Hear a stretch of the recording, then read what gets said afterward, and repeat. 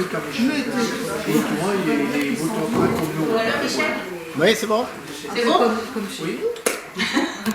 Donc bonjour, merci à tout le monde qui est venu ce soir pour recevoir Marta dos Santos Silva Audebert, on n'a pas l'habitude de dire si long, qui est sociologue et qui a proposé lors de la fête des associations, pas cette année, l'année d'avant, elle a dit moi je veux bien venir faire une conférence si vous voulez sur les couples mixtes. Donc on est ravis et surtout qu'elle a une journée très fatigante et qu'elle se lève à 5h40, c'est ça? Oui. Oh là là, demain. Donc on la remercie d'autant plus. Merci beaucoup. Je te laisse la parole. Donc bonsoir à toutes et à tous. C'est vraiment un plaisir d'être là avec vous et je me sens très émue et très heureuse et privilégiée d'être avec vous parce qu'en fait, tout d'abord, je ne connaissais pas du tout cet espace et ça fait un certain temps que j'habite à Saint-Michel-sur-Orge. Donc, comme disait Véronique, je suis Marta dos Santos, je dois rester un peu là, c'est bon? Plutôt là, oui. Marta dos Santos Silva, c'est mon nom de jeune fille. Audebert, parce que je suis mariée avec Marc Audebert, mon mari qui est là avec moi. Donc, je suis enseignante, je suis docteur en sociologie. J'ai fait mon doctorat à Paris 4, à la Sorbonne. Et j'ai fait aussi à la Sorbonne mon DOA. Pendant le DOA, je travaillais sur l'intégration des jeunes filles au père dans des familles françaises. Et après, j'ai choisi ce sujet de travailler avec la relation conjugale franco-brésilienne. Je suis donc brésilienne, moi aussi je suis brésilienne. Au Brésil, j'étais journaliste avant de venir en France. J'ai fait mon université de journalisme, donc j'étais pendant un certain temps journaliste. Et après, j'avais toujours ce rêve de faire un doctorat en sociologie à Paris 4, à la Sorbonne. Parce qu'en fait, au Brésil, c'est très connu, Sorbonne, et vraiment c'était un rêve. Et j'ai réalisé ce rêve, je suis arrivée ici en 2003 et j'ai pu avoir ce privilège de rentrer vraiment à la Sorbonne et faire mon DOA, et faire mon doctorat et aussi apprendre le français, c'est toujours un processus d'apprentissage, apprendre et prendre un français, parce que je me suis mariée avec un français. Donc ce sujet c'est très touchant pour moi parce qu'en fait, d'une part, c'était un projet de recherche, un projet vraiment de sociologie, de mon travail, mon objectif en tant que sociologue, travailler avec les relations conjugales pour comprendre l'intégration de la femme brésilienne en France, parce qu'en fait j'ai commencé à parler du projet de la brésilienne en France dans mon master 2, l'intégration des brésiliennes jeunes filles au père dans les familles françaises, mais pour parler d'intégration, c'est pas possible de rester avec ce terrain de jeunes filles au père, parce qu'en fait, les jeunes filles au père, elles peuvent rester en France jusqu'à 3 ans, on va dire, et après il faut rentrer. Donc si vous allez parler d'une intégration, c'est pas possible. L'intégration, il faut beaucoup plus de temps pour pouvoir analyser. Donc là, mon directeur de thèse a dit, pourquoi vous ne parlez pas donc des femmes brésiliennes mariées avec un Français? Donc là, ça a commencé à travailler intellectuellement cette question. Donc j'ai pu commencer vraiment à faire cette recherche. Alors, donc je vais continuer, parce qu'en fait, je parle beaucoup en spontané, donc j'ai oublié de... Voilà, c'était là. Donc l'objet de la recherche, c'est l'objet de cette étude était de rendre compte des constructions stratégiques des couples franco-brésiliens. Stratégique. Mais stratégique, ici, la notion de stratégie ici, ce n'est pas du tout celle-là très calculée, non. C'est parce qu'en fait, nous avons besoin de faire des stratégies pour arriver à un objectif. D'accord? Donc, j'utilise ce terme aussi, cette notion qui s'était inspirée aussi du travail de mon directeur de thèse, Jean Baecheler, qui malheureusement a décédé en 2022. Donc cette notion, j'ai pu vraiment analyser profondément dans ma thèse, mais au niveau construction stratégique des couples franco-brésiliens. Donc ma question de recherche, parce qu'en fait quand on fait une recherche sociologique, on fait une recherche dans la science, il y a la question théorique, mais il y a aussi la question empirique.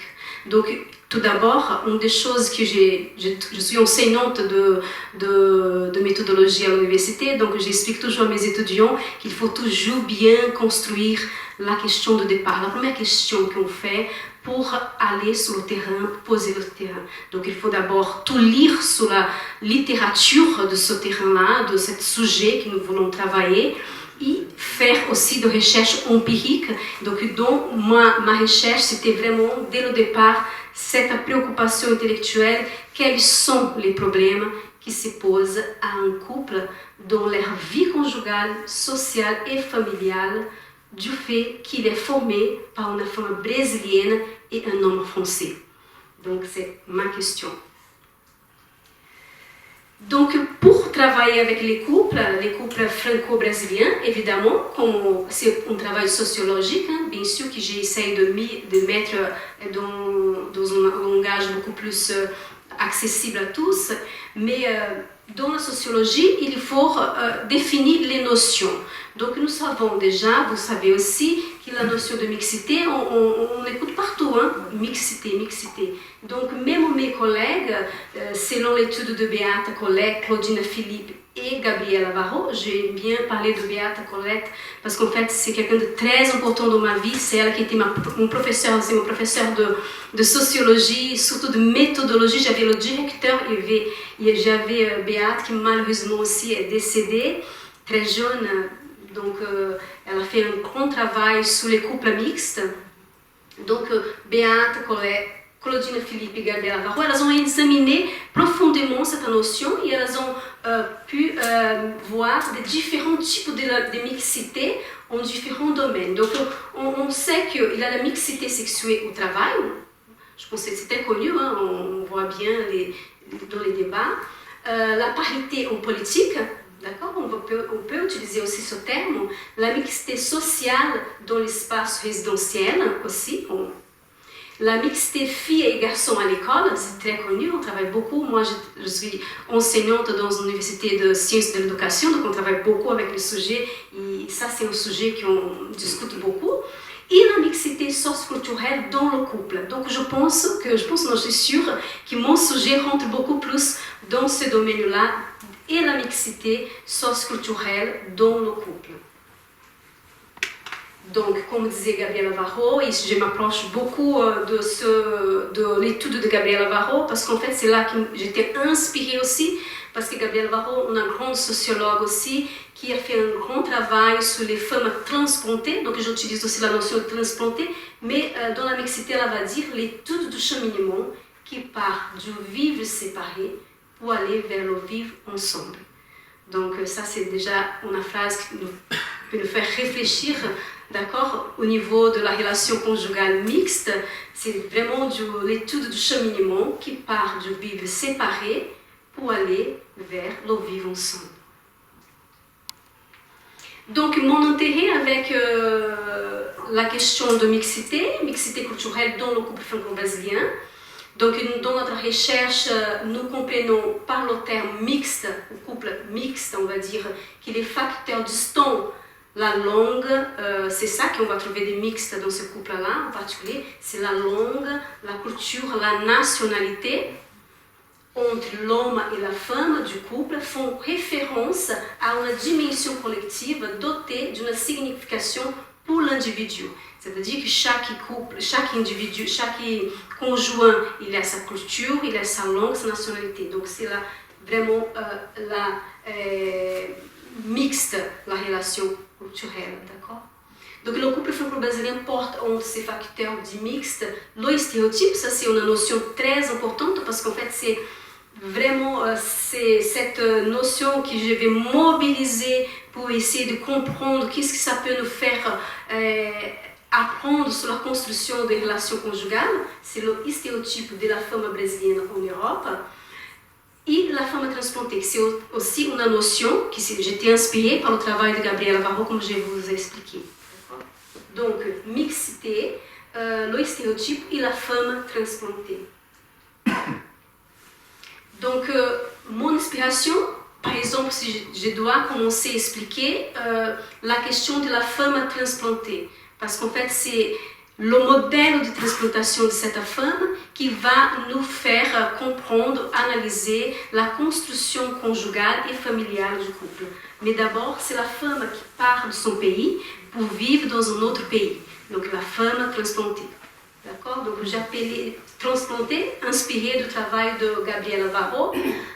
Donc là, j'ai mis cette partie pour nous faire rentrer un peu dans cette compréhension de cette notion. La femme transplantée est une étude sur les femmes américaines qui se sont mariées à des Français, un travail heuristique mené par la sociologue Gabriela Varro. Il y a plusieurs, on va dire, trentaine d'années, je suis désolée, j'ai manqué un mot là. Son analyse pertinente et minutieuse sur le mariage franco-brésilien, franco-américain en France, et également sur le bilinguisme des enfants. D'ailleurs, j'ai déjà publié aussi sur le bilinguisme couple franco-brésilien, d'accord, la transmission de la langue, nous a inspiré dans la compréhension sociologique de la femme brésilienne. Donc, j'ai m'inspirer de cette notion pour analyser le parcours de transplantation de la femme brésilienne en France.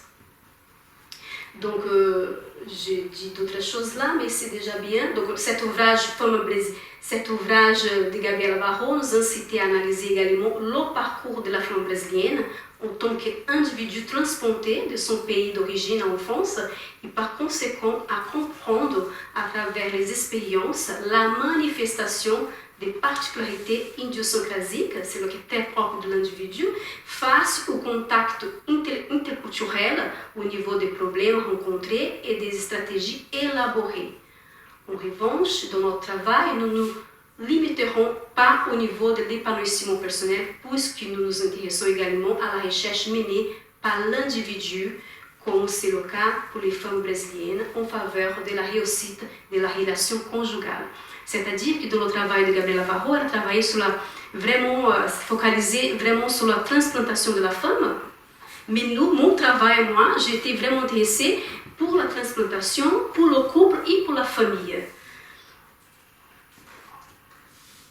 Donc, quels sont les problèmes qui se posent à un couple dans leur vie conjugale, sociale et familiale, du fait qu'il est formé par une femme brésilienne et un homme français. Donc, dit cela, la problématique était donc articulée dans trois parties, d'accord? La transplantation de la femme brésilienne en France, la construction conjugale du couple franco-brésilien et la construction familiale de ce couple. D'accord? Ce soir, je vais rester un peu sur la transplantation de la femme et la construction conjugale. Donc, le profil du couple, j'ai essayé de résumer bien. Le profil de ce couple-là, c'est des couples qui sont vraiment mariés juridiquement, parce qu'en fait, quand on fait une recherche, il faut qu'on délimite le terrain, il faut vraiment qu'il y ait un profil qu'on puisse vraiment étudier, sans faire des erreurs en prenant des couples qui sont complètement différents. Le profil, après, ce n'est pas possible d'expliquer sociologiquement. Donc, ces couples-là sont mariés juridiquement et vivent en France. Et l'homme, il est français et la femme brésilienne. Donc, voilà, c'est le profil du couple que j'ai travaillé. C'est important que je vous dise aussi, avant que je vous dise par rapport à la méthodologie. Comment je suis allée, comment je fais pour connaître tellement de couples franco-brésiliens. Il faut savoir que la migration brésilienne, ce n'est pas celle qu'on connaît beaucoup, que c'est des masses. Non, c'est pas représentatif, on va dire. Mais j'ai pu connaître plusieurs couples. J'ai fait beaucoup d'entretiens. J'ai fait une centaine d'entretiens avec l'homme et la femme. Donc, j'ai fait des entretiens séparés. J'ai interviewé vraiment de façon séparée l'homme et la femme pour qu'ils puissent vraiment avoir cette liberté d'exprimer vraiment, me raconter. Et je suis vraiment très reconnaissante de leur confiance, de raconter vraiment leur histoire d'amour et de problèmes aussi, de difficultés, du fait qu'ils sont mariés avec une brésilienne. Et la même chose pour la femme brésilienne mariée avec un Français et habitant en France. Donc, le choix d'une méthodologie par enquête qualitative avec l'objectif d'une analyse compréhensive était convenable car elle correspondait à notre recherche. En effet, nous avons eu un intérêt manifeste pour une méthodologie qui nous permettait de travailler sur les expériences de vie des acteurs dans la construction stratégique de la vie conjugale, familiale et également individuelle qui concerne la femme brésilienne transplantée du Brésil en France. Donc, j'ai travaillé avec la méthodologie qualitative par entretien. J'ai travaillé aussi avec l'entretien semi-directif, mais aussi d'entretien biographique. Donc, j'ai passé des heures avec ces personnes pour connaître vraiment, pour recueillir vraiment, faire cette technique de recueil de manière profonde pour pouvoir vraiment analyser empiriquement. Mais un travail sociologique, ce n'est pas que le terrain. Il y a aussi le travail de théorie pour analyser, c'est une continuation, c'est une recherche. Donc j'ai étudié toute la littérature conjugale, non seulement mixte, mais la conjugalité contemporaine, pour pouvoir arriver dans cette réponse, cette construction de régimes que j'appelle des régimes conjugaux franco-brésiliens. D'accord? Donc ma méthodologie va être expliquée par j'ai construit trois modèles de couples franco-brésiliens pour pouvoir expliquer, pour ne pas rentrer dans une généralité de choses, pour ne pas parler de choses floues. Donc qu'est-ce qu'on fait les sociologues? On utilise une méthodologie. Donc là, j'ai utilisé une méthodologie weberienne de la typologie. D'accord? Mais on va voir. Donc là, je peux vous poser la question, je peux imaginer, est-ce que les couples franco-brésiliens auraient des similitudes avec tous les autres couples portant la même culture, langue, nationalité? Donc, on peut imaginer qu'ils sont tellement différents, qu'ils n'ont rien à voir, mais il existe vraiment de proximité déjà par la construction, par le libre choix, parce qu'en fait, il existe des normes, quand on va travailler en sociologie, les normes établies de la conjugalité, de la construction conjugale. Donc, nous parlons là le libre choix du conjoint. Nous ne pouvons pas mettre au cœur d'une recherche sociologique seulement l'idée d'une conjugalité franco-brésilienne. Comme je voulais vraiment faire de la sociologie pour l'étudier. Le terrain, pour présenter un intérêt sociologique, devrait comporter en son sein la confrontation aux normes sociales qui peuvent influencer les comportements des acteurs sociaux, c'est-à-dire que nous comprenons que les constructions stratégiques de vie conjugale franco-brésilienne nous livrent des pistes explicatives du phénomène social de la conjugalité actuelle. Parce qu'en fait, quand on va faire la sociologie, il faut vraiment qu'on parle d'une façon qui c'est un intérêt collectif, qui c'est représentatif. Donc l'analyse part d'un groupe restreint, j'ai pris un restreint parce que c'est des couples franco-brésiliens, au micro-social pour comprendre les comportements collectifs au cœur de la conjugalité contemporaine. Le terrain empirique étudié ici est tout à fait légitime avec une problématique qui concerne une étude sociologique de la conjugalité. En effet, ce terrain est constitué de couples franco-brésiliens qui suivent les normes du libre choix du conjoint, de l'amour, de la monogamie sociale. Ça, on va parler de normes, comment les couples se rencontrent, comment ils vont se fonder. C'est vraiment avec cette norme qu'on apprend dans la sociologie conjugale contemporaine, qui c'est donc le libre choix du conjoint, l'amour et la monogamie sociale. Donc vous allez voir que le couple franco-brésilien aussi, ils vont avoir ces caractéristiques-là. Quelles sont les normes relatives au choix du conjoint? Donc, l'homogamie sociale, le libre choix du conjoint et l'amour sont au cœur de la formation des couples, tous les couples, d'accord? C'est quoi l'homogamie? Homogamie, j'y arrive, mais si, c'est super, merci. Donc, voilà, l'homogamie sociale, je vais vous expliquer. Oui, c'est vrai que quand on est sociologue, c'est tout à fait normal, on connaît le terme, j'ai pensé à ça. Donc l'homogamie sociale, la construction de la vie conjugale regroupe un ensemble de mécanismes où le social entre nécessairement en jeu. En effet, le choix du conjoint ne s'opère pas au hasard. C'est pas au hasard. C'est ça, la sociologie fait une rupture avec vraiment cette idée-là. como lo senso lo laisse penser. La sociologie du couple réalise une rupture avec les prénotions conformément aux indications durkheimiennes relatives à la sociologie. Dans les analyses sociologiques du mariage, les recherches successives en la matière mentionnent l'importance étroite de l'homogamie sociale dans le choix du conjoint. L'homogamie sociale est le fait que les mariages sont conclus entre des individus homogènes socialement, qui ont le même niveau socialement. C'est-à-dire que la dotation capitale sociale, économique et culturelle est proche. D'accord? Donc c'est homogène socialement. Bien sûr qu'il peut exister des histoires de couples, par exemple d'un riche qui va se marier avec la fille qui n'est pas riche, ça existe. Mais dans la représentation sociale, ce qui représente vraiment, quand on va analyser, la plupart sont vraiment, il y a vraiment une homogamie sociale. Donc voilà, j'ai mis la phrase d'Alain Girard, hein, que c'est vraiment le grand sociologue qui a fait tout un travail, qu'on arrive à cette notion de l'homogamie sociale. Donc les mécanismes de l'homogamie sociale, comment on va voir ce mécanisme-là dans la sociologie de conjugale? Les mécanismes constitutifs de l'homogamie sociale, la rencontre et les jugements de goût. Donc l'interaction entre les deux futurs conjoints sur le marché matrimonial, notamment en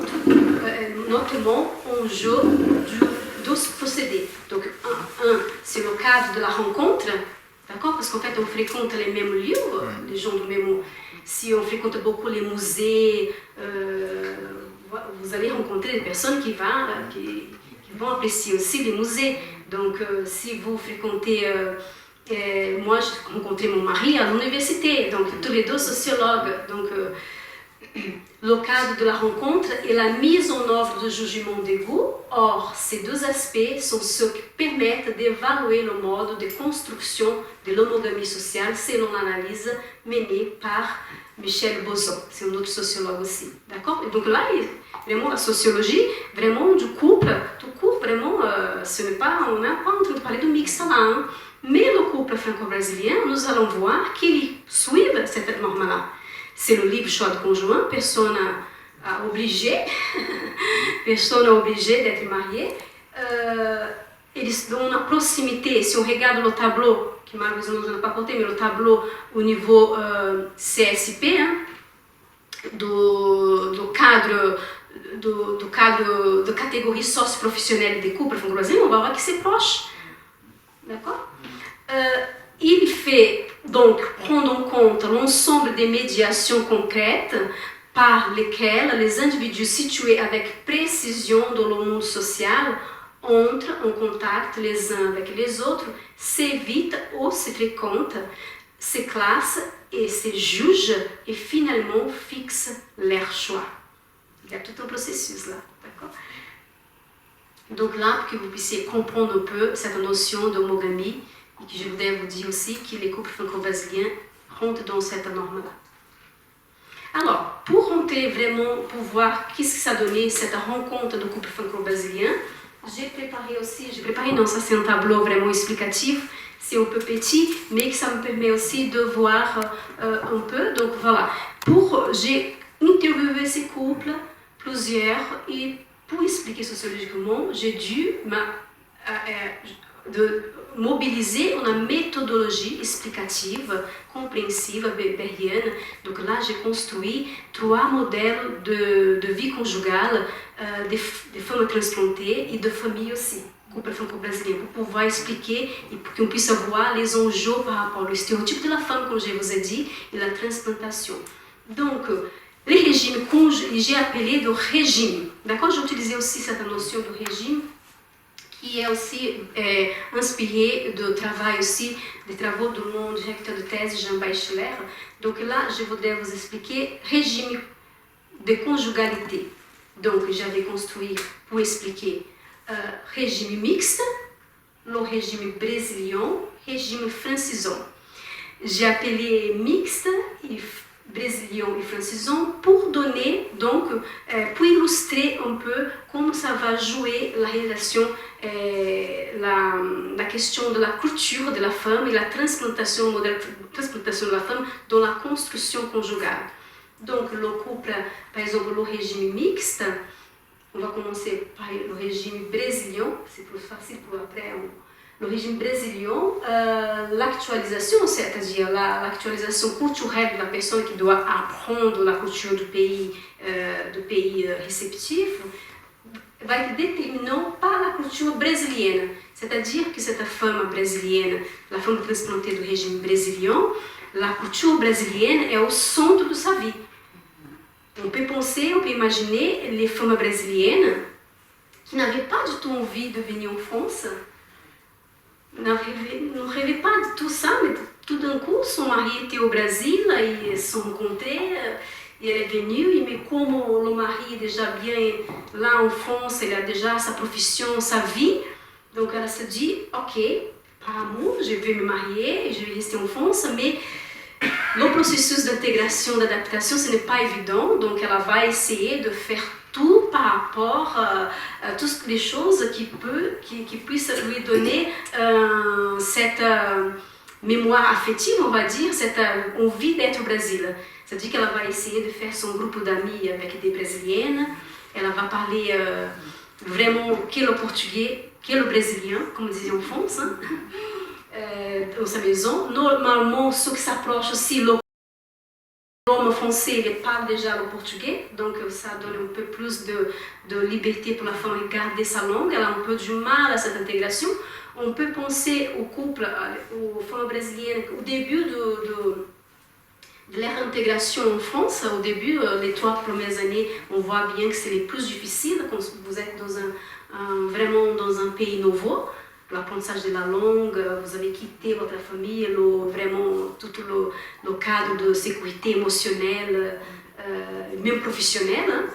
Donc, on peut imaginer cette femme-là dans ce régime brésilien où la culture brésilienne, c'est vraiment déterminé pour la construction, pour la relation du couple. D'accord? Le régime francisant, donc là, on va vraiment voir de façon différente. Cette femme qui est proche de ce régime francisant, qu'est-ce qui peut faire que quelqu'un puisse vraiment pas vouloir parler de sa vie, parler plus le portugais, qui veut vraiment, on pense donc déjà dans une notion d'assimilation. L'individu va chercher à être vraiment assimilé. Je vais, par exemple, rester en France, je vais parler que le français, je quitte mes amis brésiliennes, je ne parle plus. J'ai pris une certaine antipathie pour la question politique du Brésil, je voudrais vraiment être comme française. Donc, c'est dans cette notion que nous avons réfléchi par rapport à l'analyse du régime francisant. Il faut savoir aussi, il faut rappeler que c'est des typologies. Donc, on construit un type pour essayer de rapprocher, ce n'est pas les individus, personne n'est 100% ça. D'accord? Et le régime mixte, hein, idéal typique vraiment, l'actualisation modérée des deux cultures. Où le couple, normalement, ceux qui s'approchent de ce couple sont des couples aussi où la femme, la transplantation de la femme, elle est très ouverte, elle a déjà voulu, elle est peut-être rencontré son mari, même pas en France, dans un autre pays, parce qu'elle est ouverte, qui veut faire des études, qui veut vraiment vivre à l'extérieur du Brésil, mais aussi peut rentrer au Brésil. Ce n'est pas, la culture, ça ne va pas être un problème. Ils vont vraiment essayer de négocier, ils vont valoriser d'ailleurs cette mixité culturelle, la transmission de la langue du portugais, ça va être possible, il va être vraiment valorisé. Donc, ils vont profiter plus de la biculturalité comme une forme d'enrichissement. D'accord? Donc, voilà. Donc là, nous avons un tableau qui illustre les régimes, les 3 régimes, hein, régime mixte, régime brésilien et régime francisant, et les dimensions que nous avons travaillées pour la thèse. Bien sûr que je ne vais pas tout parler, parce que ce n'est pas possible, mais la dimension, donc j'ai parlé de la femme, le couple et la famille. Pour la femme, donc il y a 3 types de femmes aussi, d'accord? Donc la femme transplantée mixte est disposée à une actualisation modérée à la culture du pays, d'accord? du régime brésilien transplantée et non déracinée de sa culture d'origine. Donc on n'a pas, elle a vraiment, c'est comme elle est physiquement là, mais sa pensée, c'est vraiment au Brésil. Elle avait créé un petit Brésil pour se sentir protégée. La femme du régime français ont transplanté et déraciné de sa culture d'origine. Ça, c'est déjà vraiment l'extrême pour qu'on puisse analyser qui sont ces personnes qui se rapprochent de ce régime. Donc, j'ai regardé aussi, par rapport à cette étude, au niveau linguistique, la sociabilité et la citoyenneté. Donc, la linguistique, pour le régime mixte, on peut parler de la reconnaissance de l'enrichissement intellectuel. Normalement, les couples que nous avons étudiés, qui est dans ce régime, comme je vous ai dit, la femme elle avait déjà cette ouverture. Aussi, on peut penser aussi cette transition. On peut commencer à arriver ici avec, il restait les 3 premières années fermées, sans vouloir, et après petit à petit, on peut bien sûr un jour arriver à être plus proche du régime. On va découvrir la France, on va commencer à construire, on va se donner l'opportunité. Mais la femme du régime mixte, elle a reconnaissance de l'enrichissement intellectuel, donc elle va chercher à apprendre le français. Sur le terrain que j'ai pu connaître, les femmes qui sont proches de cette caractéristique-là sont des femmes qui avaient appris déjà le français au Brésil, donc elles sont arrivées ici, elles savaient déjà parler, pas forcément bien, mais arrivées déjà, elles avaient des objectifs, elles avaient déjà des constructions stratégiques pour réussir à entrer à l'université, pour trouver un travail. Donc, elle va pouvoir aussi travailler parfois. Il y a toute une question de trajectoire. La personne arrive en France. Là-bas, elle était, je peux vous donner des exemples, était dentiste, mais elle a passé des années sans pouvoir être dentiste en France parce qu'en fait, vous savez, la question du diplôme, en France, on n'a pas acceptable le diplôme du Brésil au moins. Pour dentiste, la médecine, plusieurs diplômes ne sont pas acceptés. Il faut vraiment faire parfois des post-doc ou de faire encore une autre formation, soit en France, soit dans un pays européen. Donc j'ai un couple, un couple franco-brésilien où la fille, elle était dentiste de super niveau au Brésil, mais en arrivant ici, elle a dû attendre 10 ans. Hein. Alors, maintenant qu'elle assigne vraiment en tant que dentiste. Donc, elle a dû faire encore 3-4 ans d'université pour dire que j'ai un diplôme français. Donc, il y a les enjeux. Mais elle, qui avait cette ouverture, c'est quelqu'un qui parlait bien le français, qui a connu son mari au Brésil, qui nous parle Internet d'ailleurs, mais qui était complètement ouverte et qui était quelqu'un qui voyageait beaucoup, donc souhaitait déjà partir du Brésil. Donc, déjà, la femme du régime brésilien, c'est ça que je suis, la langue portugaise comme langue officielle unique, vraiment, une difficulté d'aller parler, d'aller apprendre le français. D'ailleurs, si je me permets, j'ai un exemple ici. J'avance un peu parce que c'est tellement de choses.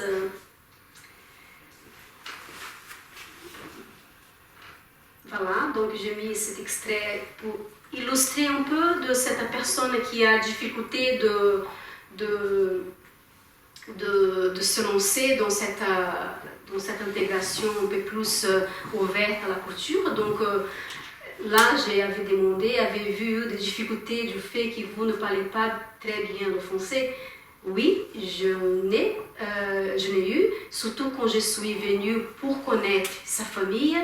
Elle disait sa famille, que c'est son conjoint, ma belle famille. Il m'a présenté, on n'était pas encore mariés et moi, je ne parlais pas le français. Mais c'est vrai que mon français n'est pas encore très bon. Je pense que j'ai besoin d'étudier encore le français. Je parlais beaucoup en portugais. Et une autre chose est que je fréquente beaucoup de Brésiliens. Mon mari dit que moi, je me force à parler en portugais.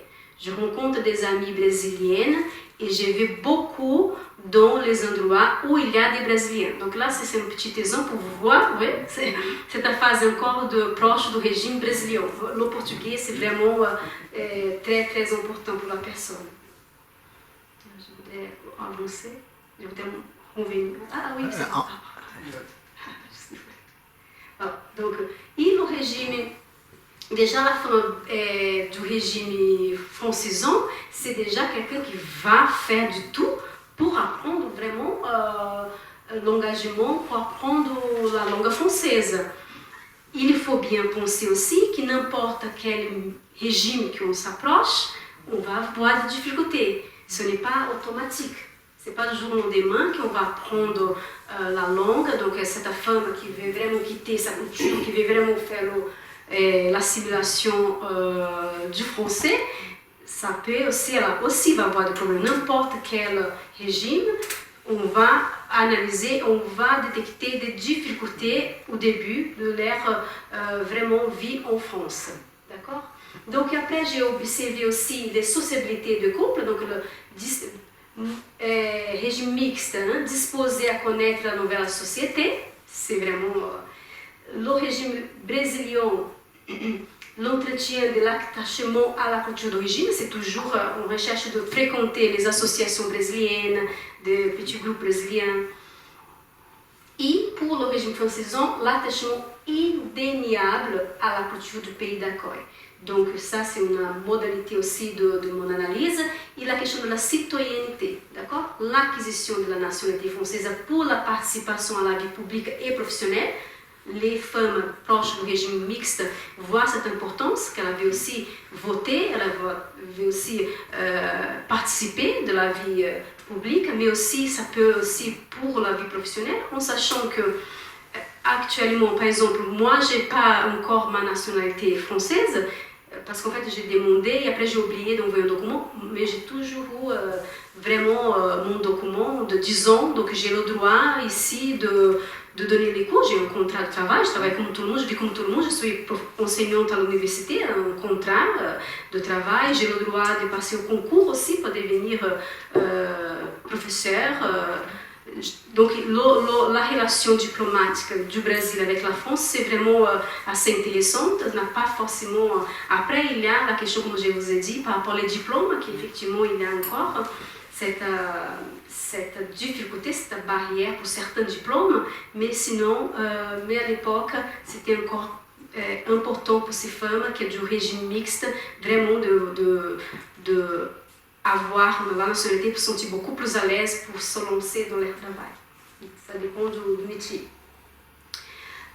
Donc, la représentation négative de la nationalité française pour la brésilienne, non, vraiment, elle ne se voit pas du tout. J'ai eu des couples qui ont dû rentrer au Brésil. Le mari n'a pas réussi à garder la vie en France, ils ont rentré au Brésil. Mais ouais, parce que si la personne rentre en dépression, j'ai connu plusieurs histoires. C'était vraiment la question aussi du changement climatique aussi. Pour les femmes, ça touche beaucoup. Donc au Brésil, il fait très chaud, les gens sont vraiment à l'extérieur. Tout d'un coup, elle arrive ici, pendant l'hiver, les relations, ça ne se passe pas la même chose. Donc elle a commencé à être toute seule chez elle, ne comprend pas. Et donc j'ai pu connaître des couples qui ont vraiment... donc ça a bien marché la relation, au point qu'elle a quitté la France pour aller au Brésil pour garder le mariage. Ah oui. Donc le français est parti au Brésil. Oui, exactement. Exactement. Mais ça c'est un exemple que je pense à un couple qui l'homme était directeur d'une chaîne très très importante, donc il avait aussi à aller travailler au Brésil, comme ça facilitait. Et la fille a pu vivre dans son pays, mais avec son mari français. D'accord? Donc, parce qu'en fait, elle est vraiment proche de cette idée de difficulté, de commencer à l'âge adulte à apprendre une nouvelle langue. Elle ne s'imaginait pas. Donc ça peut arriver. Et la culture française stratégiquement déterminée va vraiment rester en France, mais sans avoir ce stéréotype, parce qu'en fait ça joue beaucoup le stéréotype de la femme brésilienne. Vous savez que le stéréotype de la femme brésilienne, il y a un côté positif, il y a un côté négatif. Positif, vous savez, on est connu comme un pays chaleureux, des gens sympathiques, le football, le samba, les plages, mais il y a aussi le côté négatif, hein, parce qu'en fait, peut être une barrière, la femme facile, la femme vulgaire, pas très intelligente. Il y a même des recherches sociologiques par la vision des Brésiliennes qui est connue par rapport à ce qu'on voit à la télé. Par exemple, il y a un travail très intéressant sur la vision des Portugais, par rapport aux brésiliennes. Donc ils imaginent déjà toujours les brésiliennes comme on les voit dans la télé. Et la question vraiment de la femme, de la vulgarité, aussi de moins de compétences intellectuelles.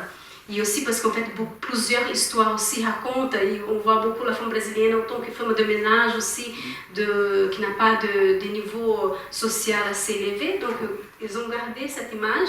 Ils peuvent donc créer ce stigmate de la femme brésilienne. Donc, il y a un côté positif et négatif. Dans la question des femmes transplantées, on voit que ça joue aussi. C'est-à-dire dans le couple franco-brésilien mixte, proche du régime mixte, la question des stéréotypes, ça peut être positif, ça peut être joli, ça peut garder, elles ne vont pas être attachées.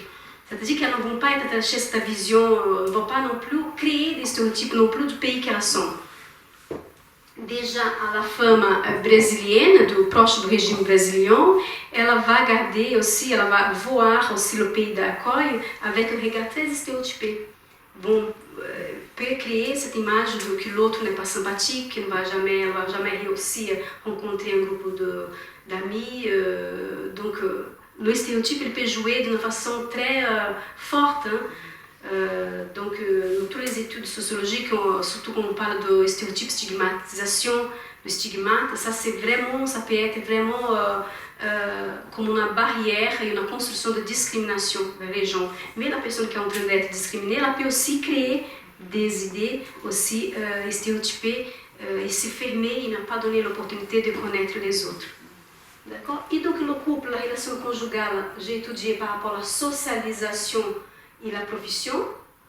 Donc, la socialisation pour le couple mixte, modéré des deux cultures. Donc, par exemple, si on pense aussi la construction stratégique pour la famille, le couple mixte, proche de mixte, va vraiment vouloir transmettre la langue portugaise aux enfants. Mais ça ne veut pas dire qu'il ne va pas être préoccupé avec la scolarité des enfants. Donc, le rapport aux études, on peut penser à des couples qui ont un capital culturel un peu plus aussi élevé, parce qu'en fait, elle va parler en portugais, mais va avoir un rapport à l'éducation, donc elle va être attentive aussi que ses enfants puissent bien parler le français, la langue du pays. D'accord? Donc, déjà, dans le brésilien, difficulté, donc c'est difficile déjà cette transition quand vous êtes en train d'apprendre une nouvelle langue, surtout à l'âge adulte. Et après, il y a aussi fait la transition, parler le portugais avec votre enfant et après parler le français avec quelqu'un. Déjà, il y a toute une question de difficulté d'apprentissage et ça peut être encore augmenter la difficulté de la personne à vraiment chercher à bien parler la langue du pays réceptif. Et du couple, on va dire, proche de francisant, de ce modèle de régime, c'est vraiment la langue, c'est extrêmement important. On peut même rester sans parler le portugais pour pouvoir vraiment parler le français comme les Françaises, comme disaient certaines que j'ai interviewées.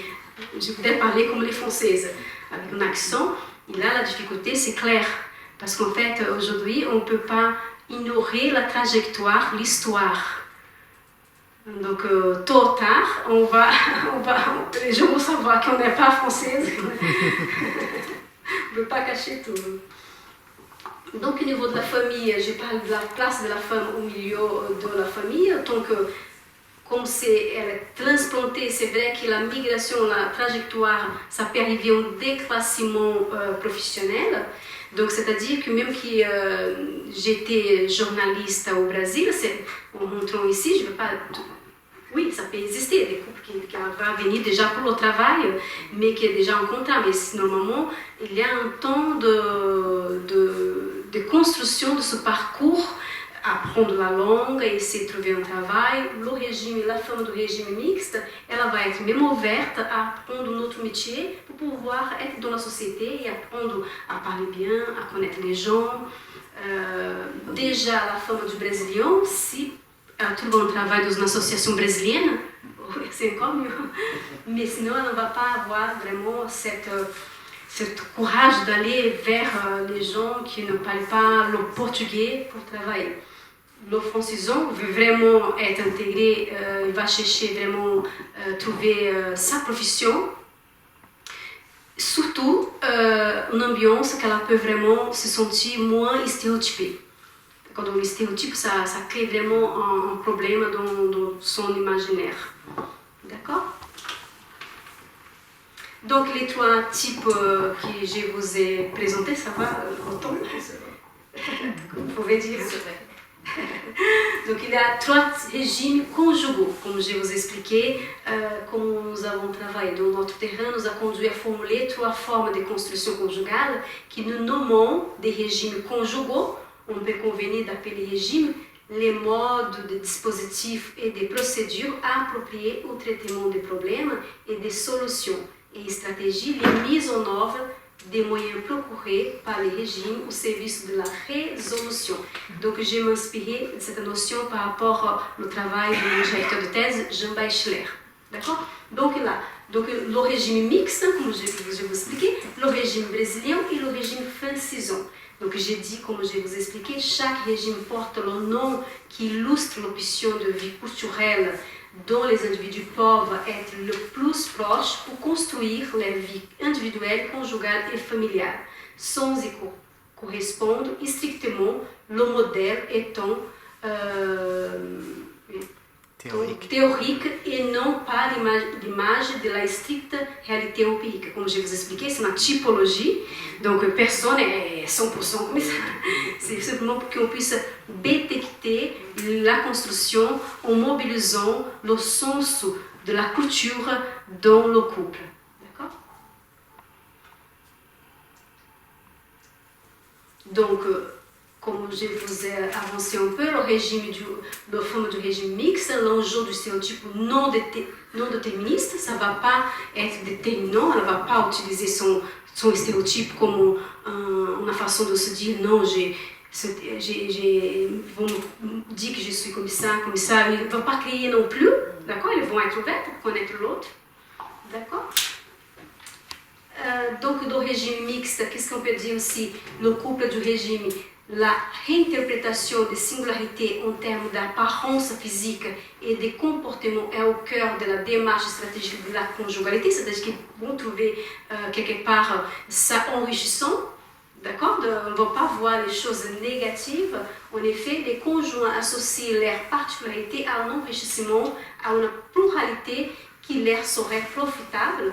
La différence d'origine est considérée comme une solution potentielle à la non-satisfaction des attentes envers des précédents concubins de même nationalité. Donc, combien de fois les couples vont dire « Ah, j'ai jamais voulu me marier effectivement avec un Brésilien, je voulais me marier avec un homme français, une femme ça ». On entend beaucoup dans les relations franco-brésiliennes, surtout de ce couple qui a cette ouverture pour la culture. Dans le domaine de la sociabilité, les obstacles liés à l'adaptation à la vie en France font l'objet des stratégies actives, c'est-à-dire participatives. En effet, l'orientation donnée à la vie sociale est caractérisée par une ouverture culturelle manifeste, comme je vous ai expliqué. Ce sont des gens, on peut imaginer, personnes plus ouvertes, qui ont déjà un niveau tellement culturel avancé, ou qui sont des couples aussi, que j'ai déjà remarqué, qui sont déjà un certain temps ici, et à toute une transition, voient différemment. Ainsi, l'entretien des relations de sociabilité auprès des membres de la société de résidence, et notamment de la belle famille française, est une stratégie fréquemment rencontrée. Parce qu'en fait, j'ai mis ça, parce que je n'ai pas eu le temps d'expliquer, mais il y a tout aussi, on a analysé complètement aussi la relation de la femme brésilienne avec la belle famille. C'est tout un processus là. C'est là tellement d'histoires à raconter, mais je n'ai pas le temps. Il faut garder, je vais publier bientôt le livre, vous allez lire les histoires. Donc, la question de l'insertion professionnelle de la femme est caractérisée par une série d'obstacles à sa réalisation. C'est évident, hein? Même qu'elle soit ouverte, qu'elle a pris le français peut-être au Brésil, mais là, ces processus de la trajectoire, ça touche à la vie professionnelle de la femme brésilienne. Et même qu'elle est homogame socialement, hein, comme on a appris aujourd'hui, homogamie sociale, France, elle peut avoir un déclassement. Parce qu'en fait, peut-être elle va travailler dans une fonction qui n'était pas prévue, mais elle avait quand même s'intégrer, elle avait appris le français, elle avait sorti de la maison. Donc ça peut avoir cette situation-là dans tous les régimes. Pas le brésilien parce qu'elle va se protéger, elle ne va même pas chercher, hein? Il ne faut même pas chercher de travail. Donc les difficultés sont localisées dans le recrutement. Afin de pallier, elle établit plusieurs stratégies conjointes. Et si l'exercice du métier dans une entreprise française utilisant la langue portugaise est une possibilité envisagée. Elle considère que l'exercice d'une activité professionnelle présente une valorisation identitaire non rattachée directement au niveau du salaire obtenu. La détermination à mener une vie active dépend également de l'indépendance qu'elle procure. Le travail est considéré autant qu'aboutissement du parcours de vie en France.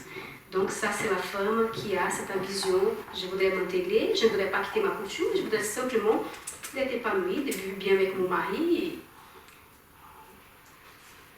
Donc le régime brésilien, donc là, qu'est-ce que ça donne? La femme du régime brésilien, l'enjeu de ce type, vraiment dans la construction de son identité, est vraiment déterminant. Hein, c'est difficile pour cette phase, on va dire, de premières années en France, où la femme qui n'avait pas du tout envie de venir en France, qui ne voulait pas du tout, mais qui vraiment fait cet effort pour garder son conjoint. Donc la femme du régime brésilien, transplantée et non déracinée de sa culture d'origine, l'affectif comme instrument conducteur pour parvenir à l'objectif déterminé. La caractéristique significative du régime brésilien, dans le parcours d'intégration de la femme brésilienne, mariée en français et vivant en France, est le refus d'une approche affective avec la société d'accueil ainsi que la manifestation d'une forme d'attachement à la culture d'origine. Je suis brésilienne et je peux dire, si je peux me permettre, j'ai des amis qui sont tellement attachés, on a l'impression qu'ils veulent vraiment fonder un petit Brésil en France. Donc, do facteur linguistique, la langue portugaise comme langue officielle unique.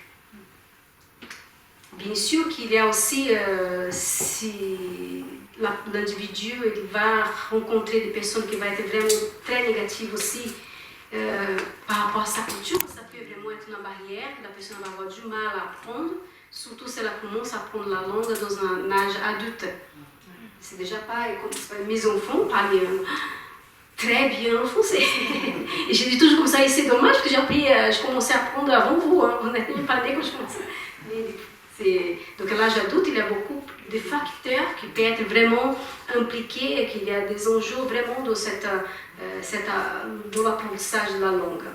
Donc la formation du couple, une construction conjugale orientée par la représentation de la femme, rencontre et langue du couple du régime brésilien, le portugais comme langue de communication le jour de la rencontre. Ah, ça c'est important. Mais il y a manqué c'est pour ça que ça a été un peu bizarre. Mais normalement, le couple proche de ce régime qui parle le portugais, l'homme parle bien le portugais. D'accord? L'homme déjà parle le portugais, donc ça va créer cette relation qui parle le portugais dans la famille. Dans le régime brésilien, nous constatons que l'homme manifestait davantage l'intentionnalité de fonder une vie conjugale avec une étrangère.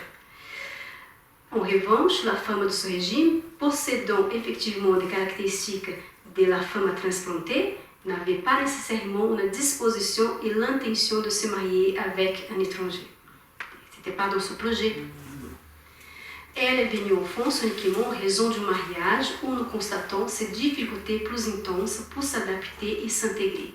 L'homme de ce couple, pour sa part, apprécie le Brésil essentiellement parce qu'il a intérieurement séjourné. Donc là, je raconte un peu un exemple, tu vois, comme la personne va au Brésil pour connaître le pays, après... Voilà, vous avez tout compris. Donc le facteur linguistique, vous savez déjà, hein, comme je vous ai expliqué là, l'exemple qu'elle a donné, vraiment, elle ne parle pas le portugais, le mari dit ne parle pas, mais le mari me parle tu parles en portugais, donc ce régime brésilien, le couple du régime brésilien, la culture brésilienne déterminante, hein, comme on a vu, et on va voir un peu le mais régime. ça, c'est à l'instant T, au moment où tu les as eu en face de toi, mais 10 ans après, ça peut Tout à fait, c'est pour ça que... Tout à fait, exactement, très bien ça. Parce qu'en fait, effectivement, quand on voit cette difficulté, on voit qui peut s'approcher de ce régime-là. Dans un temps, c'est que moins de 3 ans que la femme est en France, ça peut changer, évidemment. Et comme on a une typologie, on n'est pas 100% comme chaque type. Il y a des facteurs que je peux être plus proche du brésilien, plus proche du francisant, et après, ça dépend comment l'individu il va vraiment construire ses stratégies. Mais on voit bien que la culture, il y a vraiment une implication, et la vision que la personne a, et l'intention, j'ai parlé d'intentionnalité dans ma thèse, je n'ai pas pu parler là, mais l'intentionnalité de construire des stratégies, qu'est-ce qu'on veut vraiment, ça peut jouer vraiment dans cette étude et dans ce terrain-là. Donc dans le régime francisant, la femme du régime francisant, l'enjeu du stéréotype, une stratégie pour effacer les traces de son origine. Donc c'est le moment que l'individu veut vraiment construire quelque chose pour effacer. Je vais essayer de parler très bien, mais ici j'ai un stéréotype déjà physique. Donc il y a des choses qu'on ne peut pas cacher. Ouais. Mais elle va trouver une autre stratégie pour vraiment se sentir vraiment plus à l'aise en France. J'ai vu celles que j'ai pu voir un peu proche de cette construction sont parfois des personnes qui ont vraiment une difficulté de s'adapter dans son propre pays.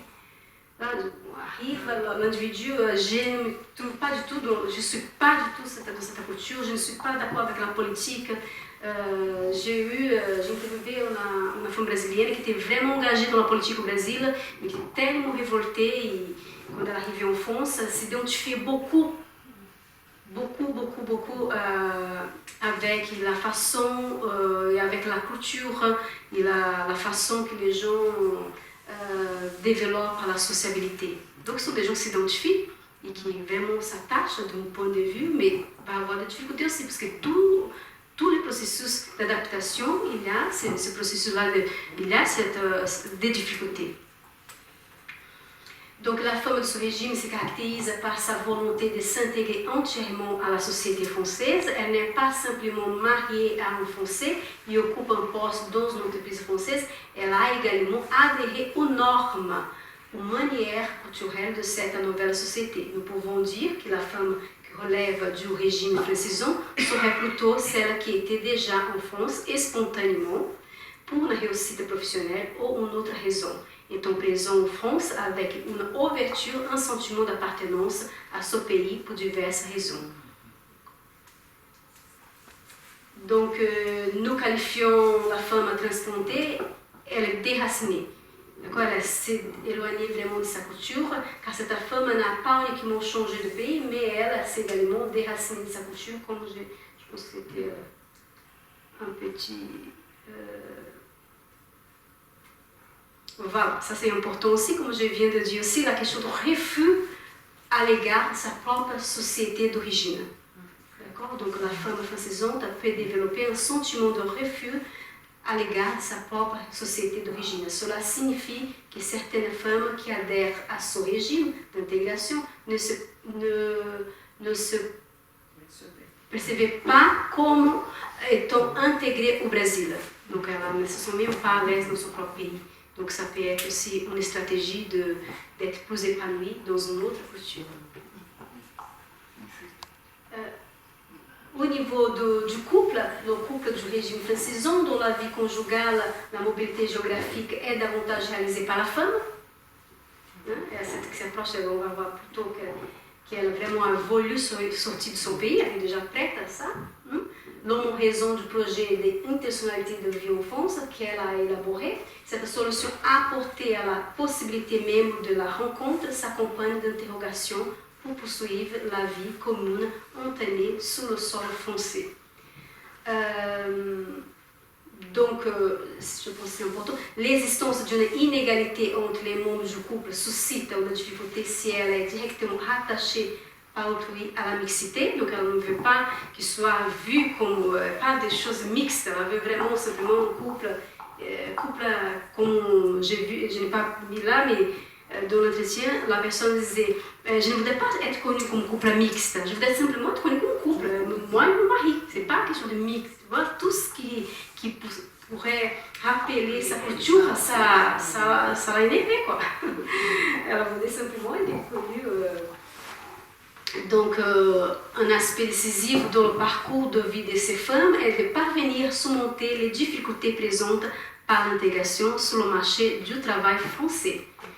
Là, c'est parce que le processus, le travail, c'est tellement important pour les individus, surtout pour des femmes qui avaient déjà sa profession, son indépendance financière, ici pour la vie aussi conjugale aussi, c'est important. Donc, cette femme, effectivement, je pense qu'elle va sentir plus de fort ce processus, hein, parce que c'est tout un processus. On ne va pas venir et déjà trouver le poste qu'on voulait. Voilà. On ne va pas parler le français du jour au lendemain très bien. Donc, voilà, donc ces trois régimes qui nous font penser, qui nous font réfléchir la construction conjugale. C'est vrai que là, on a donné l'exemple des couples franco-brésiliens, mais si on regarde nous-mêmes, vous-même, on voit vraiment que ce sont des couples qu'il y a déjà les facteurs de la norme de conjugalité, comme je vous ai dit, l'homogamie sociale, le choix du conjoint, c'était libre choix du conjoint, et l'amour, ils s'aiment vraiment.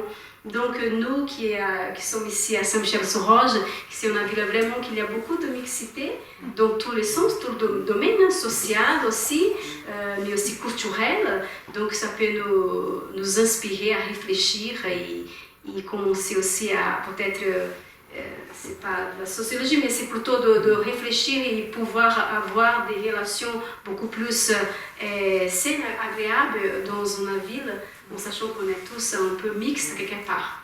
Donc je vous remercie, merci beaucoup pour votre écoute.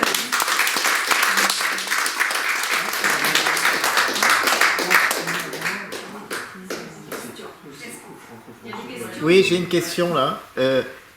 Vous avez parlé donc beaucoup finalement du rôle de la femme dans cette mise en catégorie, mais le rôle du conjoint est important aussi parce que... Très important, merci, c'est vraiment important parce qu'en fait, effectivement, comme c'est la femme qui est transplantée dans un couple, dans un pays nouveau, nous remarquons aussi qu'elle reste vraiment l'actrice vraiment qui va faire la socialisatrice quelque part, parce qu'en fait l'homme français, il veut que sa femme se sente bien, mais ça dépend du régime aussi, ça dépend de la transplantation de la femme.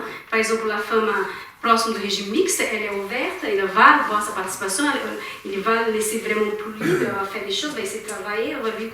Mais la femme, par exemple, du régime proche du régime brésilien, que j'ai pu vraiment analyser, parfois le conjoint français, il veut tellement soutenir sa femme, mais il va laisser qu'elle va faire tout et elle ne connaît pas les codes.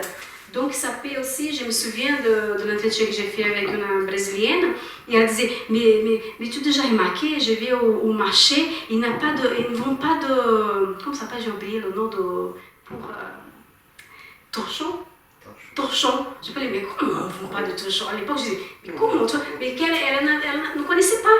Et l'homme, au lieu de pouvoir expliquer, non, mais parfois, le conjoint, il passe toute sa journée à l'extérieur, la femme reste toute seule quand elle ne travaille pas, elle reste toute seule dans la maison, elle essaye de... Mais, donc voilà, donc c'est important, effectivement, qu'on puisse imaginer que les conjoints qui vont se marier avec des femmes étrangères, qu'ils puissent vraiment, au moins au début, pouvoir aider dans ce processus d'intégration, de connaissance aussi d'apprentissage des codes de la société. Mais dans le régime brésilien, proche du régime brésilien, c'est là que j'ai vu. C'est un manque de participation du conjoint, de pouvoir intégrer ou expliquer un peu pour la femme. Parce que ce n'est pas que simplement mettre quelqu'un pour faire un cours de français de 8h à midi, il rentrer chez elle, il est toute seule. Il y a plusieurs choses qui peuvent aider. Mais dans le régime, proche du régime précisant, ce qui m'a étonné, c'est vraiment que l'homme laisse la femme construire la vie sans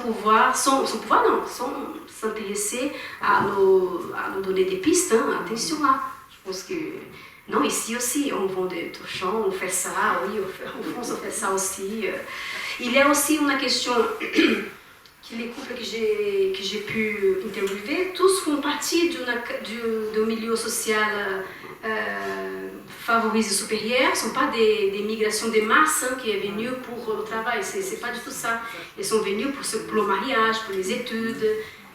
Donc voilà, donc il y a une différenciation aussi de la vie qu'on amène au Brésil. Par exemple, dans les classes moyennes et les classes supérieures, on a des personnes qui travaillent à la maison, des personnels. Et c'est vrai qu'on arrive ici, là on n'a pas, au fond ça n'a pas ça.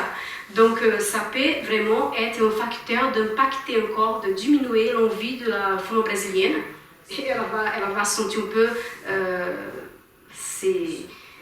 la femme de ménage, je sais pas, elle va sentir un peu, parce qu'en fait elle a été habituée à avoir quelqu'un pour l'aider. Donc ici, il y a des choses, des facteurs du quotidien qui peuvent construire vraiment, qui peuvent empêcher cette relation d'être plus épanouie. Donc, c'est vrai que la place de l'homme, c'est très important, mais ce n'est pas que de l'homme, c'est vraiment la famille, la belle famille, oui. Comme disait la personne, la belle famille, les amis, l'intégration, la sociabilité. Mais aujourd'hui, par exemple, je peux me permettre de parler de moi, parce que c'est un exemple aussi, mes grands amis aussi, c'était des amis de mon mari.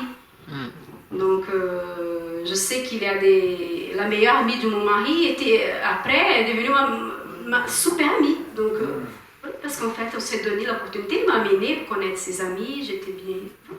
Donc, ça dépend aussi de la réceptivité de la personne étrangère dans ce pays-là.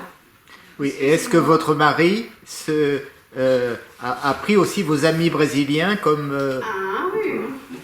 Ah oui. Non, parce que c'est... Il était tellement bien reçu au Brésil qu'il était vraiment très ému qu'on était au Brésil. Hein. Ah, parce qu'au fait, au Brésil, c'est vrai qu'il y a cette culture un peu de... Les gens, il y a cette expression. Hein, c'est parce que tout le monde, il y a sa culture, il y a sa façon d'exprimer quelque chose du Brésil. Les gens sont très expressifs. Donc, oui. Ça peut laisser plus tôt l'autre, l'étranger, un peu plus à l'aise. Donc, il était bien reçu. Il parle brésilien? Tu parles brésilien? Oui. C'est la seule langue que je n'ai pas apprise à l'école et c'est celle que je comprends le mieux, c'est en clair. Hein. Pour moi, j'ai pas besoin d'expliquer. Je la parle aussi, surtout je la comprends très bien. Ça ne pose pas d'obstacle compréhensif. Alors que je ne l'ai pas apprise à l'école, j'ai jamais eu de cours. Mais à l'entendre, parce que mon épouse parle en portugais avec nos 2 enfants. Donc j'ai appris depuis qu'ils sont nés, 14 ans et 12 ans, et depuis le début. Donc du coup, il y a tout un apprentissage du quotidien. Donc pour moi, c'est naturel en fait. Mais c'est bien sûr c'est un apprentissage au fil de l'eau, puis j'apprends toujours des nouvelles choses. Mais la langue n'est pas un obstacle pour moi dans la compréhension. Voilà. Et moi, quand je suis arrivée en France, j'étais un peu proche du régime brésilien, hein, parce que je voulais, francisant, je ne voulais pas avoir des amis brésiliens, parce que je me suis dit, je ne vais pas apprendre le français, si je reste aquí avec les communautés, je ne vais pas. Donc j'allais partout, mais qui est les Français. Mais donc après, c'est devenu mixte alors? Oui, voilà. Oui, mais maintenant, je peux parler le portugais, je peux parler n'importe des amis américains, brésiliens. C'était un moment stratégique. Parce que mon rêve était de venir en France. Quand j'étais petite, je disais, je vais parler le français. Je ne savais pas, tu vois, parce qu'en fait, à la littérature, donc je disais, je voudrais parler le français, habiter à Paris. Je disais tout ça.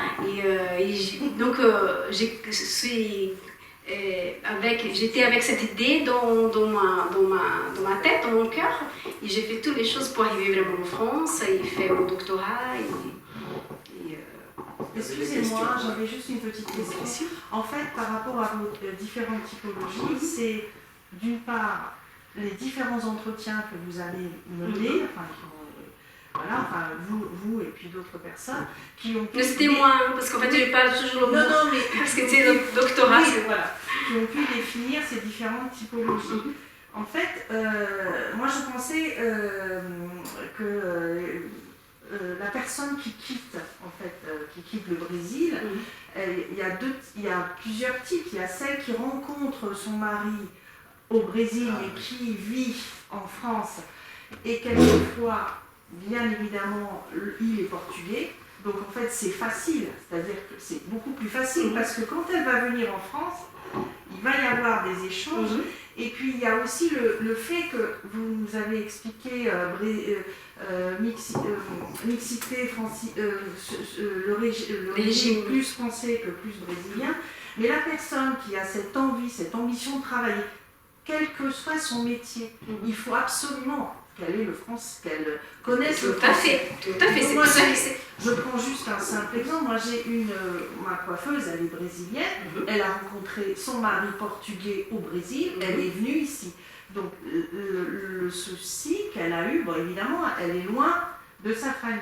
Mais quand elle était, je prends juste cet exemple, quand elle était jeune, elle avait déjà quitté sa famille parce qu'elle voulait faire coiffeuse. Elle était déjà très éloignée, elle était au moins à 1000 km, voilà. Donc elle avait j'explique ça, c'est pour vous... Parce que c'est un déracinement quand Tout à fait. d'un endroit, etc. Tout à fait. Mais par contre, et c'est ça qui est super, c'est qu'en fait, tous les ans, ils vont au Portugal. Donc les enfants apprennent le portugais. Et c'est pas uniquement apprendre le portugais parce que moi j'étais portugaise, j'étais brésilienne, c'est parce que aussi je vais chaque année au Portugal. Donc derrière, il y a... Et c'est intéressant parce qu'en fait, par exemple, elle était brésilienne et elle s'est mariée avec un portugais. Donc la langue, c'est le portugais. Voilà. Donc le portugais brésilien, le portugais... Et en sachant que les Portugais, enfin moi je connais un tout petit peu, mais ils sortent beaucoup entre eux. Donc le petit Brésil, alors je dis ça en plaisantant, mais elle ne perd pas sa langue portugaise. Tout à fait. Mais elle est obligée de parler très bien le français puisqu'elle coiffe les gens. Donc voilà. Et c'est pour vous expliquer, c'est vrai que et moi ce qui me désole quelquefois, c'est que quand, là vous avez parlé des femmes brésiliennes, mais quand la personne ne s'adapte pas en France, elle a fait des enfants, les enfants, ils repartent là-bas, et le mari, des fois, et si lui, il ne veut pas partir au Brésil, et ben c'est un déchirement. Tout à fait. Voilà. C'est pour ça aussi que le couple franco-brésilien, on peut parler de ce libre choix, comme tous les autres couples, parce qu'en fait, par exemple, les autres couples aussi peuvent vraiment séparer, mais pas forcément par la culture, mais pour d'autres facteurs. Mais là, dans cette étude, on utilise la culture pour pouvoir analyser la relation, la négociation du couple, d'accord?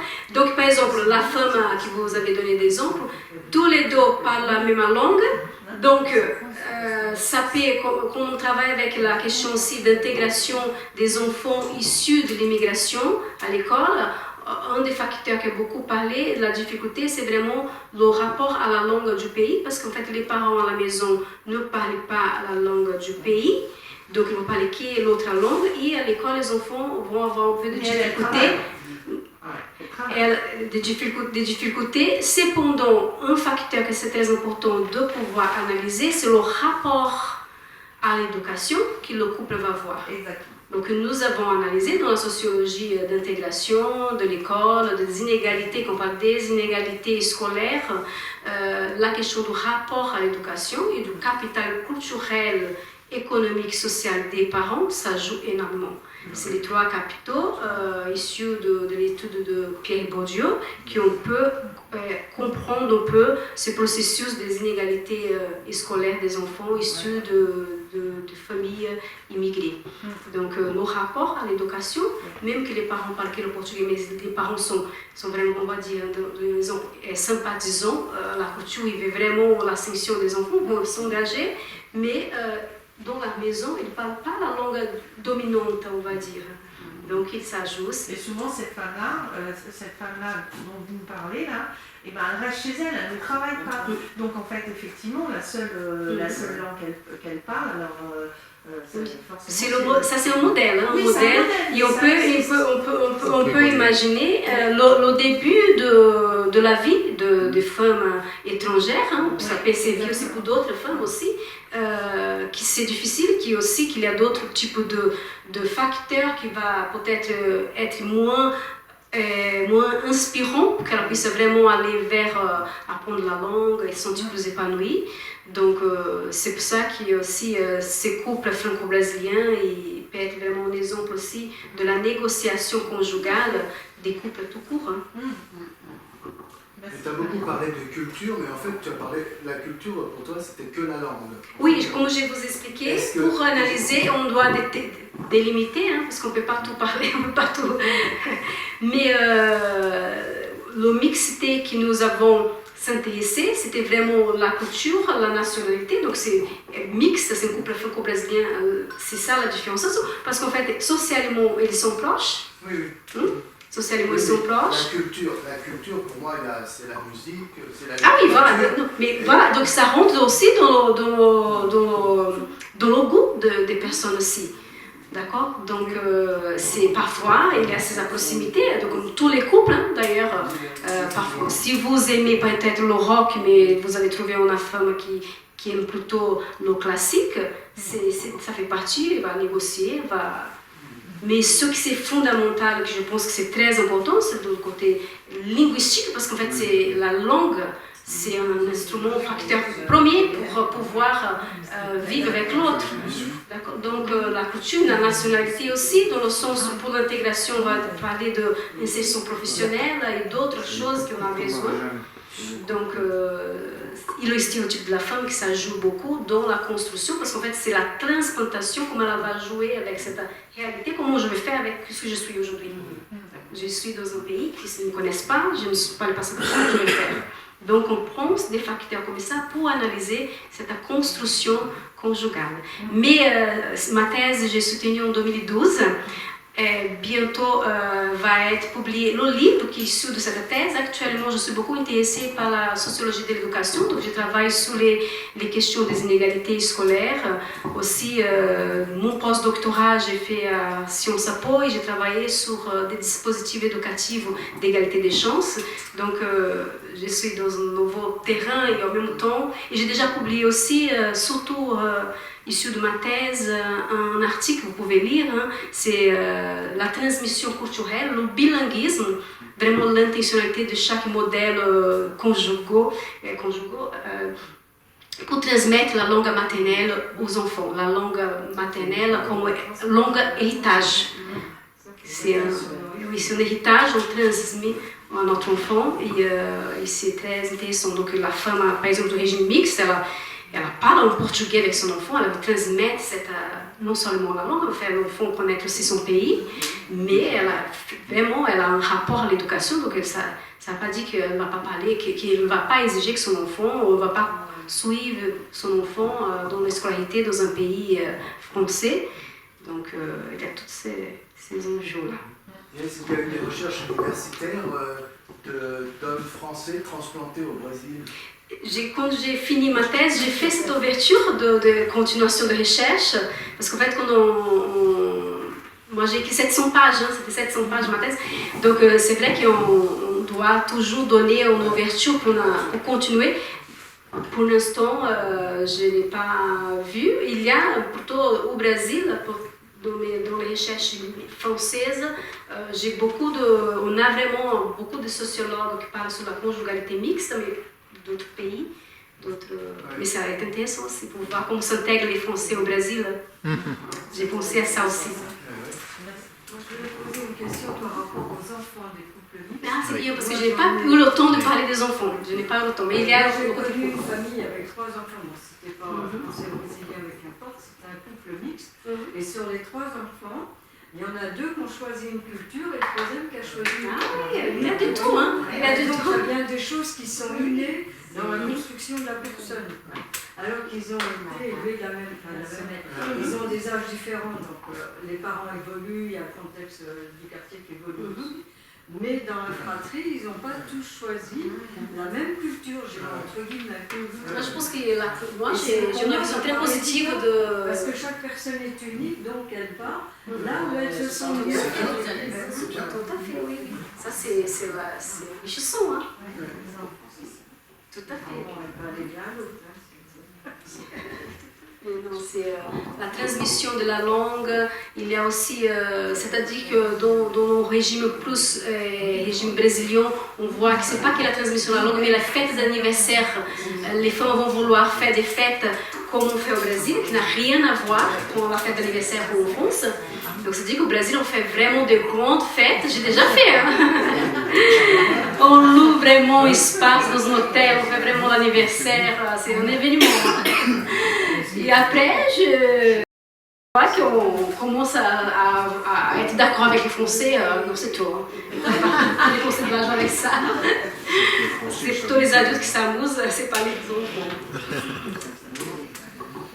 Il y a un aspect un peu paradoxal quand vous employez le mot transplanté, qui est un mot fort et je dirais presque définitif.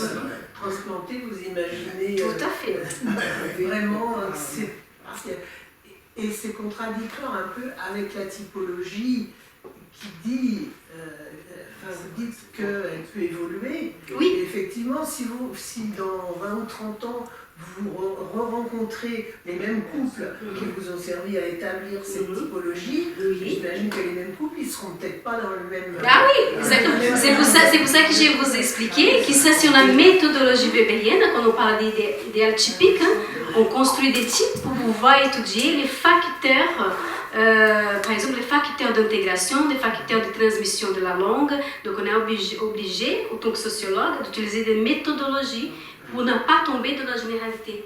Donc c'est pour ça qu'on dit, c'est même pas le couple comme ça, c'est le modèle, le couple qui va s'approcher de ça, qui va être proche de ça.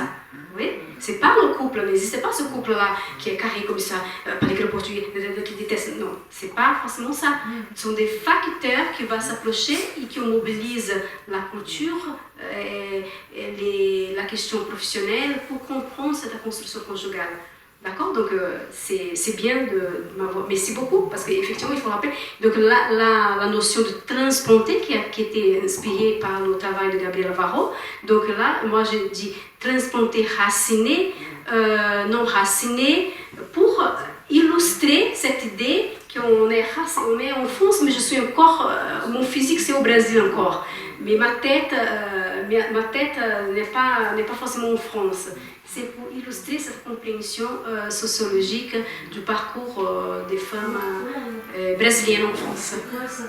Excusez-moi. C'est le téléphone. C'est une alarme. Bon. C'est merci beaucoup. Il y a d'autres questions? Ah, vas-y. Vous avez interviewé plusieurs personnes, plusieurs couples. Couple. Une curiosité, est-ce que le fait d'être mixte, donc de nationalité et culture différentes, ça joue sur la durée de vie des couples? Merci beaucoup. Merci beaucoup. Non, merci beaucoup parce qu'en fait, c'est là qu'on va rentrer encore dans cette question de couple non mixte, de la homogamie, de l'amour et de le libre choix du conjoint. Les couples franco-brésiliens, comme les couples mixtes d'autres cultures, vont durer ou pas durer comme tous les autres. J'ai un couple, parce qu'en fait j'ai continué ma recherche avec ces couples-là, c'est vraiment, ça fait des années, hein, j'ai commencé à faire, j'ai soutenu en 2012, mais jusqu'aujourd'hui j'ai déjà fait des entretiens encore avec eux. J'ai un couple qui, la personne, elle a divorcé, vraiment, et cette personne-là, n'importe quel couple, elle fait la même chose qu'elle, quitter son mari, parce qu'en fait elle a pris son mari avec quelqu'un d'autre. Donc voilà, c'est pas la culture, c'est pas un problème. On peut penser que tous les divorces d'un couple mixte, c'est lié à la culture. Non, mais il existe, ça c'est très important, merci beaucoup, cette question-là. Il y a un moment que la relation, que la culture, ça va pas non plus être un facteur de... Va voir l'adaptation, va passer ça. Donc ça c'est d'autres choses. Parce qu'en fait, je n'ai pas autant. Mais il y a des histoires, des couples que j'ai interviewés qui avaient déjà 30 ans de mariage.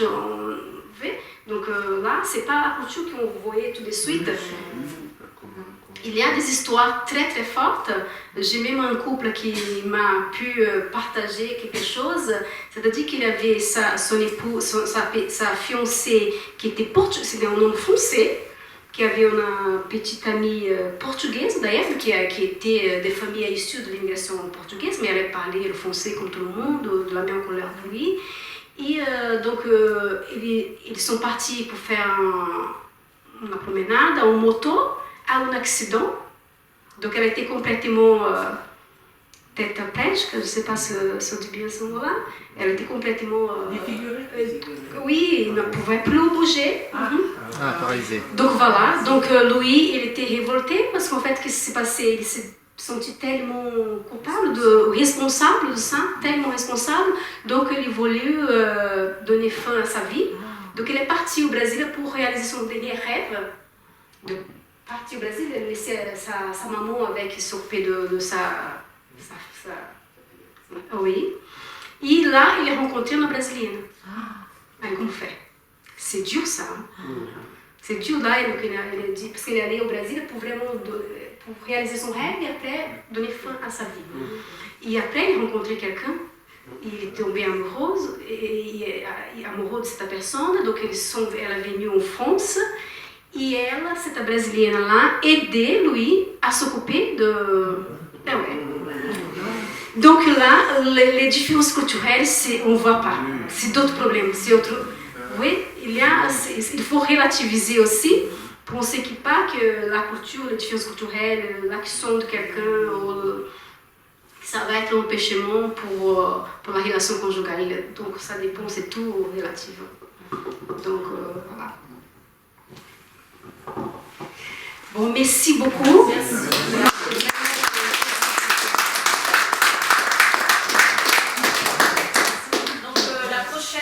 C'est mardi 8 avril et ce sera Jean-Luc Pic qui vient de Bretagne exprès pour nous. Il est docteur en neurosciences et il va nous parler du vieillissement du cerveau et ses pathologies. Surtout le cas de la maladie d'Alzheimer avec les dernières découvertes qui ont été faites là.